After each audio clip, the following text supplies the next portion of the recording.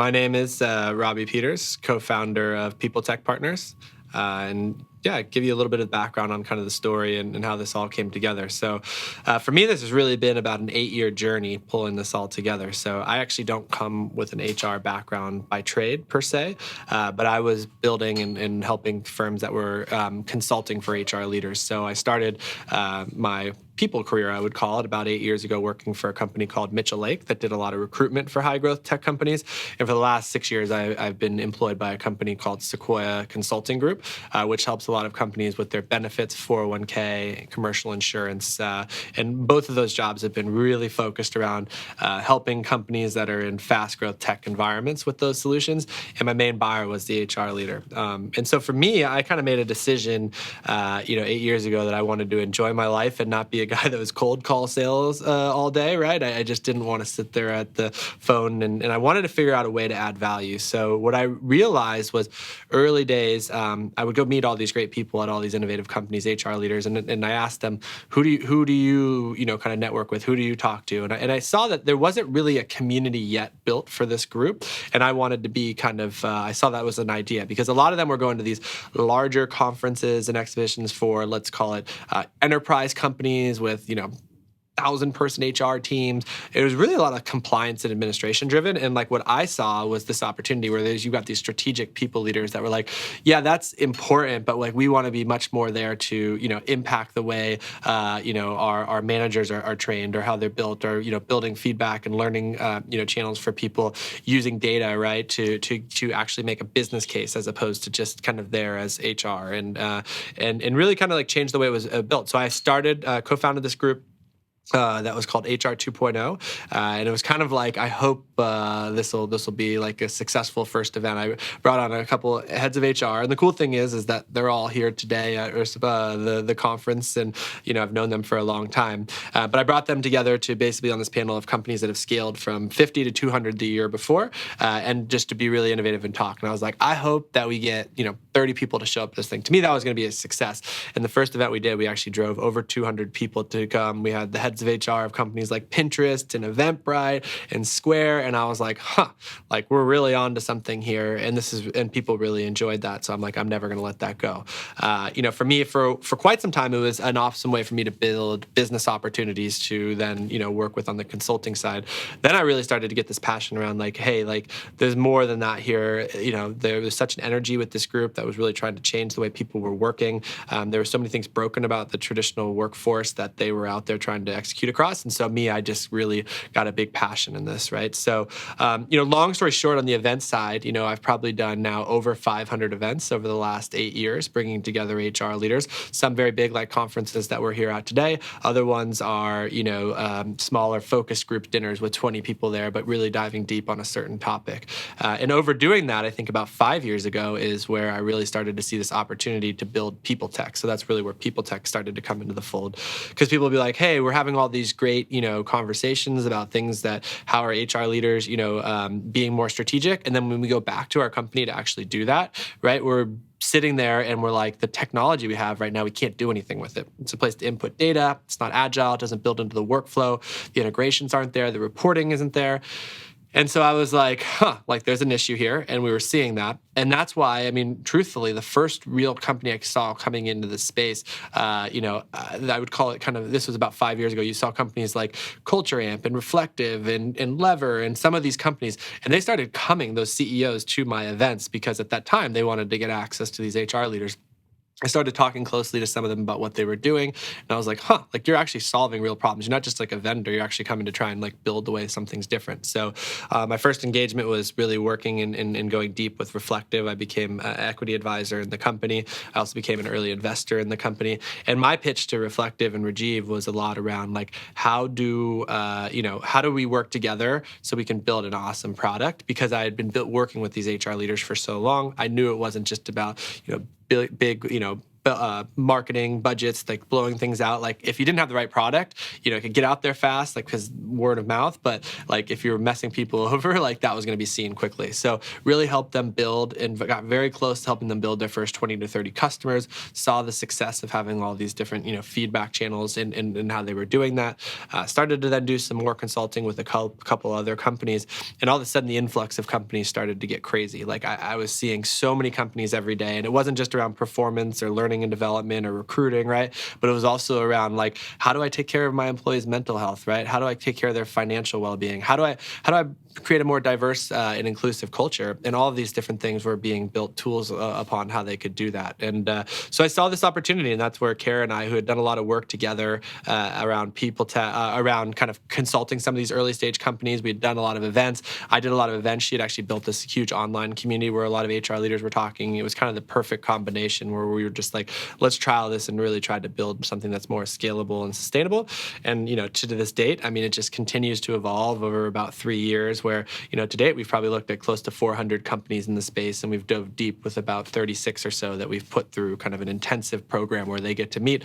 Today, we have over 100, heads of HR and talent, right, that are working with us in our network, dedicating a ton of their time to reviewing and working with these companies so we can, make a better impact for them when they actually go out and start selling and actually be a product that someone's proud to bring in and use. Every day, actually, the crazy thing is, I keep seeing new companies come along. I'm like, how many more problems are there to solve? But, they're actually moving into things that, you wouldn't traditionally it's like, they're able to do stuff faster through AI, so they're able to replace maybe an employee that you had doing something, right? Or they're able to actually give you real, true reporting to see how someone's like productive with what they're doing.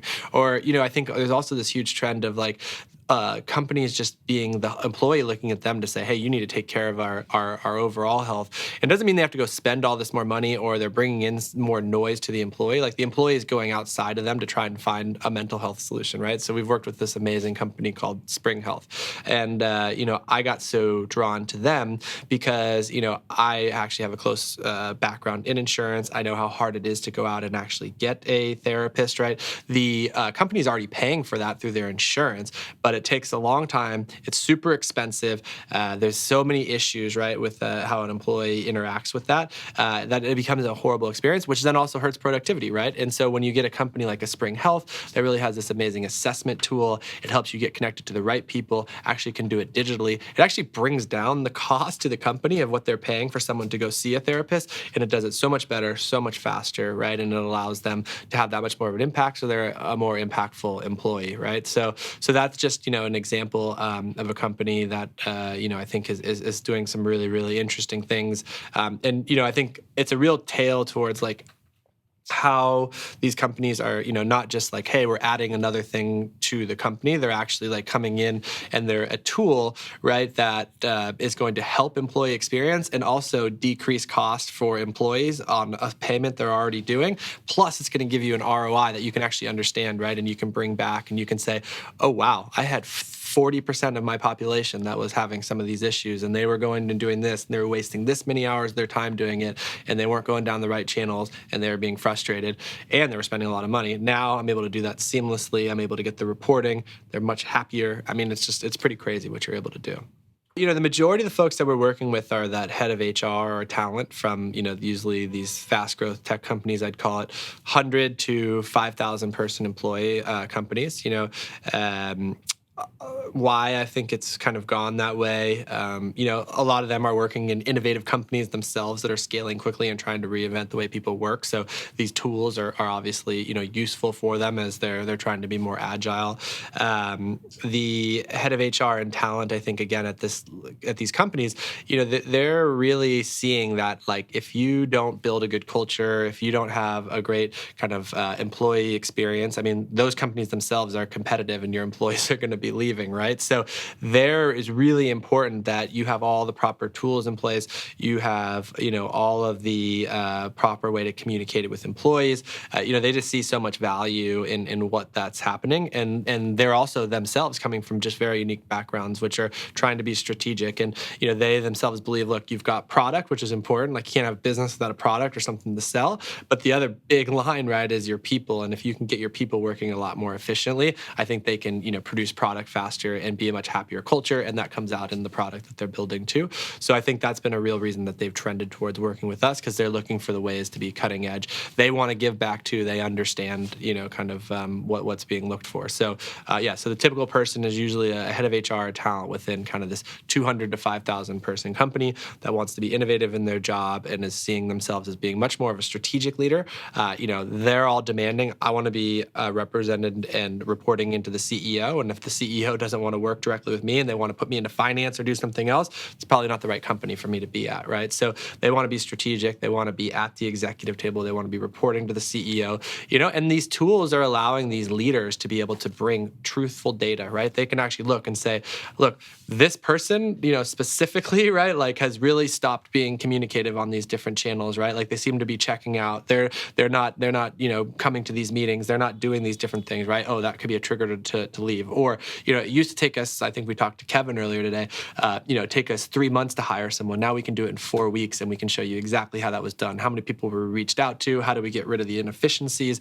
What was that all looking like, right? And a lot of that's being aided by technology. And so I think that's why HR leaders are like, we can make that much more of an impact at our organization if we're able to really hone in on that and, give the tools to do it, but then have the reporting to then be sitting, in the executive table making those decisions for the company. A big part of coming to a conference like this, you're spending a lot of time out of your day to go do that. There's obviously amazing speakers here. I think that someone that's coming to this hopefully is well informed, because we, helped form a lot of the speakers that are here today, and they're talking about a lot of the cutting edge, issues that are going on. But I would, really say, obviously take notes. I saw a lot of people out there with the, video cameras, capturing some of the different slides so they can bring those back and not forget about them. But then take that conversation outside of the door, right? There's a lot of breaks here for networking. So really pushing deeper around that, finding the people that are in that room with you, connect with them so you can go do more things one-on-one. I think that's a huge part of the value that we've been able to create at PeopleTech. Is this is a great event to bring everybody together to start thoughts, but you can only be in an event for 40 minutes to an hour, right? But how can you take that and how can you make that career changing by some of the nuggets that you take away that you can work on, right? But also the people that then you can work on them with, and hopefully you're meeting those same innovative people here. So that to me, I think, is a big piece of advice. Reflective is really, it's continued to morph. When I first met them, they were kind of trying to reinvent the way people do performance management, and now I think they've really added on suite by suite. A lot of this has come through some of the connections and feedback from the PeopleTech network, and also through some of the companies that they've now integrated with that we've made connections to really be this one place that you can manage the employee experience, right? So not just the performance management, but the goal setting, the manager feedback, the one-on-ones, right? Being able to really get a pulse of your organization, what they're happy about that you're doing, and then actually being able to just really understand and analyze the data so then you can bring back and make educated decisions as an HR leader. So that's what Reflective is. Again, our relationships with them has started about 5 years ago when they were just a small company with three co-founders, CEO being Rajiv. And we've really been there along the way, kind of building, as they've built the company, we've been building PeopleTech and testing and trying a lot of things together. We put on a large conference about 15 months ago that Rajiv was a part of. He spoke on a panel for us there, and he saw the energy and the HR leaders that we were able to pull together for that, and just kind of around the thoughts of innovation. And he asked us, he said, hey, if we're going to do this and we're going to build a real conference, like we need to partner with you, because you know where to get all the right speakers, you know how to make sure that it's a message that's going to resonate with the community. So they actually brought us on to help them really be in partnership to think about all the different themes that we wanted to be discussing on the day at this conference. And so Illuminate is really about what are some of the cutting edge things that people are doing at their companies for that employee experience. And we were able to bring probably about 15 speakers from the PeopleTech network that really got excited about this, co-collaborated with Reflective on building the conference. And so we were able to have this, this engaging conference that we're having today.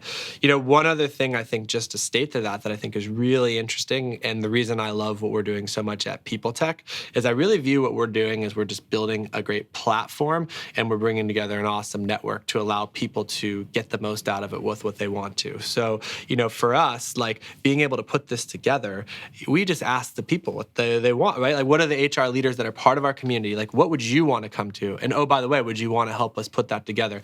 If we're going to ask you to take 8 hours out of your day, like, what is that going to look like, right? Don't let Robby go out and dictate that. Like, I would hope I'd have an idea, but it's tough to do. Or, a company like Reflective, they've got, big business goals. They've got big things they need to do, but they trusted that, look, if we're going to be, differential out in the space, like, we need to let our customer decide what they want this conference to be, right? And so I think that, that's why they aligned with PeopleTech. I think that's what gets me so excited, is that, we're trying to build kind of the platform. We're trying to bring together such a quality network. We're giving lightweight structure, so there's something that's moving around within it. But we're encouraging, people only have so much time in the day. These HR and people ops leaders, like, what do they want to do with that time? And if they want to do stuff and they want to organize stuff, we want to allow them to do that within our community. What we try to do is we try to really engage with our community as well. So doing conferences like today, right, where we've got these amazing people leaders. I think I had a bit of a talk earlier today, and we did some counting up of how many years has our collective group had in the people profession, and it was over 1,500 years in the people profession, right? So who better to write content about, the things that they've seen and how the space is evolving. So the way we really try to do that is through our newsletter. So that would be somewhere that is easily accessible through our website. Checking out our newsletter. We're keeping up with people kind of monthly around that.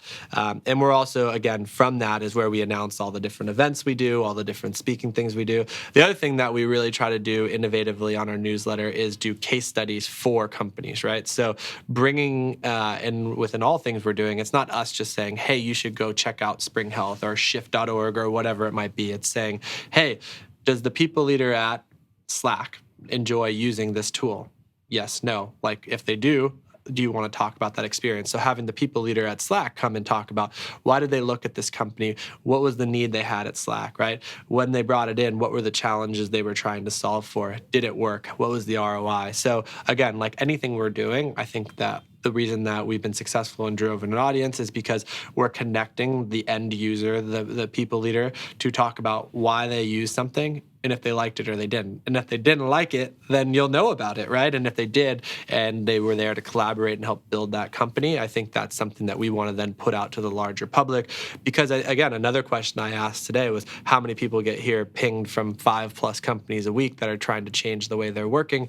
And everybody put their hand up. So, that's a huge amount of companies to have to know about. If we can create this network that's been analyzing those, and then knowing that any company that's part of PeopleTech has spent over 100 hours meeting with an end user, an HR leader, right? That's going to be there to tell about their story of how they used it. And then if they like it, then hopefully that's a pretty good checkpoint for someone to say, I've done my diligence, right? And allow them to use our network, hopefully to advance the types of tools they're bringing in, the thought leadership, the way they're evolving their HR profession and their practice within their companies. Those are the important things for us. To learn more about what we're talking about and see more about our leaders and companies, go to www.peopletechpartners.com.